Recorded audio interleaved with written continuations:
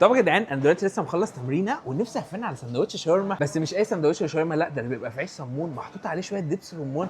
بصوا تعالى اوريكم. يعني انا اكتشفت مكان بيعمل كل حاجه تقريبا بالشاورما، عامل اوبن كيتشن بيطبخ كل حاجه فيه قدامك، بس تجربه الاكل نفسها بالنسبه لي هي اللي كانت مختلفه. وخلينا نبدا اول حاجه بشاورما بمزاج بدايته، وده تقريبا المكان الوحيد اللي بيعمل شاورما في عيش صمون. هم اصلا بيخبزوا العيش عندهم. بالنسبه لكميه الحشو اللي في القلب فهي خطيره، وبالنسبه لحجم السندوتش نفسه فهو عملاق.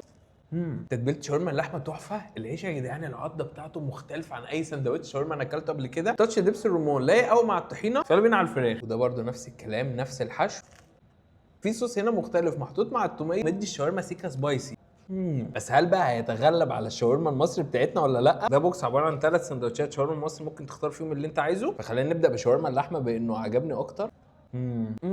هنا معموله بقى بالبصل والطماطم وكل ده على الجريل. خطيره خطيره خطيره. السندوتش ده اكتر واحد عجبني لحد دلوقتي. هل بقى هيتغلب على الفراخ؟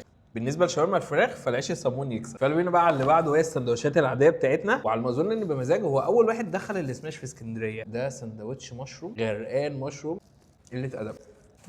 مشروم فريش. الصوصات المحطوطه حلوه، كان ناقصه بس تبقى فيه شويه يعني صوص كريمي زياده كده، كان هيدلع السندوتش قوي. والتاني بقى سندوتش معانا هو الهامر، وده دبل تشيكن دبل موتزاريلا، رقام القلب بتاعه سلامي. ده سندوتش ما شفتوش في حته قبل كده.